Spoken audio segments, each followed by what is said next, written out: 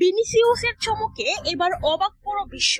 ক্ষুধার্ত ব্রাজিলের সামনে যেন পুরোপুরি অসহায় হাইতি। আর এই ম্যাচে ব্রাজিল দেখিয়ে দিল কেন তারা ফুটবল ইতিহাসের সবচেয়ে সফল দল, কেন তাদের নামের পাশে 5টি বিশ্বকাপ।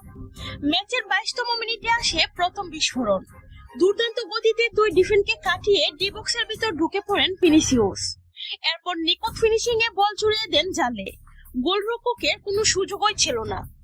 গোলের পর আরো ভয়ঙ্কর হয়ে ওঠে ব্রাজিল। আক্রমণের পর আক্রমণে চাপে পড়ে যায় হাইতির রক্ষণভাগ। 35 মিনিটে আসে দ্বিতীয় গোল। ব্রাজিলের দ্রুতগতির আক্রমণে আবারও ভেঙে পড়ে হাইতির ডিফেন্স। পুরো স্টেডিয়াম তখন ব্রাজিলের ফুটবল সৌন্দর্যে মুগ্ধ। কিন্তু আসল জাদুটা যেন বাকি ছিল ভিনিসিয়াসের জন্য। ম্যাচের 44তম মিনিটে আবারও নিজের শ্রেষ্ঠত্বের প্রমাণ দেন তিনি।